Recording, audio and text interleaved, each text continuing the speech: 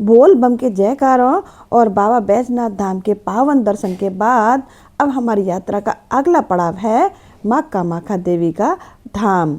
बाबा बैजनाथ के दरबार में जो शांति, जो भक्ति और जो दिव्यता हमने महसूस की, उसे शब्दों में बताना आसान नहीं है।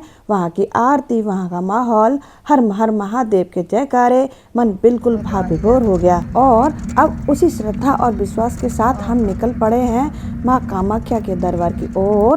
कहते हैं कि कामाख्या धाम शक्तिपीठों में से एक प्रमुख शक्तिपीठ है, जहाँ माँ सती का पवित्र अंग गिरा था। यह स्थान तांत्रिक साधना और माँ शक्ति की आराधना के लिए बहुत प्रसिद्ध है। देवी माँ कामाख्या देवी के दर्शन करने के लिए निकले तो हमें टिकट मिली। ये देखो, मैं अपनी टिकट दिखा रही हूँ। कामाख्या देवी के दर्शन से पहले ये टिकट दिखाई जाती है। हमारी ये यात्रा सिर्फ एक स्थान से दूसरे स्थान तक की दूरी नहीं है, बल्कि यह आस्था से आस्था तक का सफर है। पहले शिव के ज्योतिर्लिंग बाबा बैजनाथ के दर्शन और अब शक्ति रूपा माँ कामाख्या देवी के दर्शन। सच में शिव और शक्ति दोनों का आशीर्वाद पाने का सौभाग्य मिल रहा है। रास्ते भर मन में एक ही उत्साह है कि कब माँ के दरबार में पहुँचे और उनके चरणों में माथा टेकें। आप सब भी हमारे साथ जुड़े रहिएगा इस पावन यात्रा में। आगे हम आपको कामाख्या धाम की पूरी झलक दिखाएंगे, मंदिर, ब्रह्मपुत्र नदी और वहाँ का अद्भुत वातावरण। माँ कामाख्या देवी के दर्शन के बाद हमने अन्य मंदिरों के दर्शन भी किए। ब्रह्मपुत्र नदी है, उसके किनारे जो मंदिर बने हैं उसके भी हमने दर्शन किए और उसकी हम झलक आपको भी दिखा देते हैं। ये देखिए, और यहाँ के बहुत ही सुंदर सुंदर मंदिर हैं। और मंदिर में हमने देखा बहुत ही बड़े विशाल भोलेनाथ का शिवलिंग है, बहुत ही बड़ा है। उसके भी हमने दर्शन किए, जल चढ़ाया और पूजा अर्चना की। ब्रह्मपुत्र नदी के बीच में उमानंद द्वीप पर भगवान शिव का मंदिर है। मान्यता है कि शक्ति स्वरूपा माँ कामाख्या के दर्शन के साथ शिव जी के दर्शन करने से यात्रा का भी पूर्ण और मंगलमय हो जाती है। लेकिन ऐसा कोई कठोर नियम नहीं है कि उमानंद मंदिर के दर्शन किए बिना कामाख्या दर्शन अधूरे माने जाते हैं। यह अधिकतर श्रद्धा और मान्यता की बात है। उमानंद मंदिर तक नाव से जाना पड़ता है क्योंकि यह ब्रह्मपुत्र नदी के बीच पर टापू पर स्थित है, पर हम वहां नहीं जा पाए। और हलवाई भैया ने बना दी गर्मा गर्म अदरक वाली कड़क भगोने भर की चाय। तो अभी अभी हमने गर्मा गर्म चाय का आनंद लिया और हमारे हलवाई जी ने इतनी स्वादिष्ट पूड़ियाँ बनाई कि क्या बताएं, बिल्कुल फूली फूली, नरम नरम। सब ने मिलकर चाय पी, गर्मा गर्म पूड़ियाँ खाई। सफ़र में एक ऐसा नाश्ता मिल जाए तो थकान अपने आप दूर हो जाती है। सच में हलवाई जी का बहुत बहुत धन्यवाद। यात्रा का असली मज़ा ही यही है, भजन, प्रसाद, साथ में अपनों का साथ और बीच बीच में ऐसा स्वादिष्ट खाना। अब हम निकल पड़े हैं कलकत्ता वाली काली मैया देवी मैया के दर्शन करने के लिए। मन में बहुत उत्साह है, दिल में श्रद्धा। जैसे जैसे हम आगे बढ़ रहे हैं, मन में एक अलग ही खुशी हो रही है कि अब हम माँ के दरबार में पहुँचने वाले हैं। रास्ते में जाते जाते हमारी नज़र पड़ी एक ठेले पर। अरे वाह, इतने ताज़े ताज़े अमरूद देखकर तो मुंह में पानी आ गया। मैंने तुरंत कहा, भैया जरा स्पेशल मसाला लगा कर देना, तीखा भी हो और मज़ेदार भी। ठेले वाले भैया मुस्कराए और बोले, मैडम एक बार खाओगी तो याद रखोगी। बस फिर क्या था, उन्होंने अमरूद काटे, ऊपर से नमक, लाल मिर्च और अपना खास चटपटा मसाला डाला।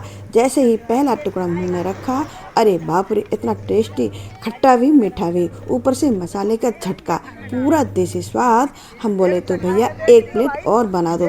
तो हमने एक खट्टे सारे 1 किलो अमरूद ले लिए। फिर हम सभी बहनों ने 4-5 प्लेट लगाकर खाई। इतना टेस्टी, इतना चटपटा स्वाद कि सफ़र की सारी थकान ही गायब। सच कहें तो वहाँ के अमरूद का स्वाद ही अलग था, ताजगी भी, मिठास भी और मसाले की हल्की सी तीखापन भी। पूरा मज़ा आ गया।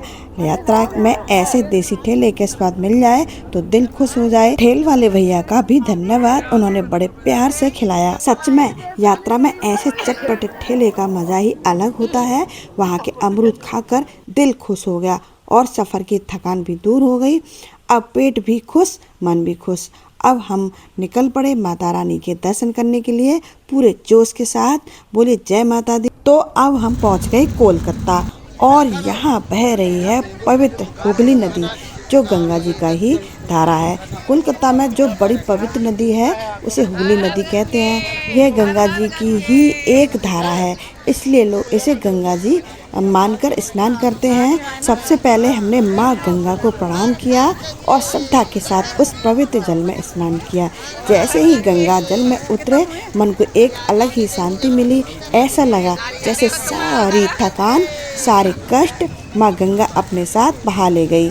स्नान करने के बाद हमने घाट किनारे बने छोटे छोटे मंदिरों में जाकर काली माता और अन्य देवी देवताओं के दर्शन किए। वहाँ का वातावरण बहुत ही भक्तिमय था। घंटी की आवाज, मंत्रों का जाप और माँ काली का दिव्य स्वरूप, मन पूरी तरह भक्ति में डूब गया। हमने पूरी विधि विधान से पूजा अर्चना की, दीप जलाया और माता रानी से हाथ जोड़कर प्रार्थना की कि सब पर अपनी कृपा बनाए रखें। फिर हम गए अलग अलग घाटों पर। कोलकाता के घाटों का अपना ही अलग महत्व है। हर घाट की अपनी कहानी, अपनी आस्था। घाट पर ही हमने एक बहुत बड़ी, सुंदर और भव्य काली माता की काले रंग की मूर्ति देखी।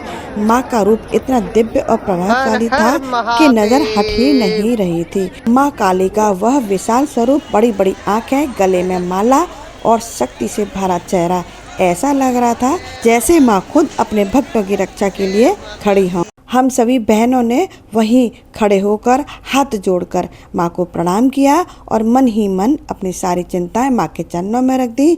वहाँ की हवा भी जैसे काली माँ का जयकारा लगा रही हो। सच में उस बड़ी काली माता की मूर्ति के दर्शन करके मन भावुक हुआ और आत्मा को एक अलग ही शक्ति का अनुभव हुआ। और फिर हमने देखा कोलकाता का प्रसिद्ध हावड़ा ब्रिज, और इसका दूसरा नाम है रविंद्र सेतु। और सबसे खास बात तो यह रही कि हमारी बस भी उसी प्रसिद्ध हावड़ा ब्रिज के ऊपर से होकर गुजरी।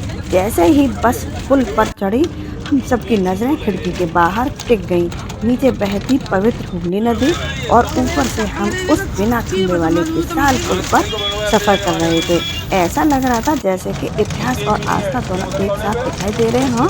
एक तरफ गंगा जी की धारा, दूसरी तरफ कोलकाता की भागती दौड़ती जिंदगी। बस में बैठे बैठे ही हमने माँ गंगा को प्रणाम किया और मन ही मन कहा, धन्य है माँ, आपने ये दृश्य दिखाया। अगला पड़ाव रहेगा पवित्र गंगा सागर का, जहाँ गंगा जी सागर से मिलती हैं। आप भी हमारे साथ जुड़े रहिए। आगे की पावन यात्रा की झलकियाँ हम आपको जरूर दिखाएंगे। अब हम इस वीडियो को यहीं बंद कर रहे हैं, लेकिन हमारी यात्रा अभी जारी है। अगर आपको हमारी ये यात्रा पसंद आई हो तो वीडियो को लाइक शेयर जरूर करें, अपने परिवार और दोस्तों के साथ शेयर करें और हमारे चैनल सालेस की रसोई को सब्सक्राइब करना बिल्कुल मत भूलिएगा। आपका एक एक प्यार और आशीर्वाद हमें आगे बढ़ने की प्रेरणा देता है। जय काली माँ, जय गंगा मैया।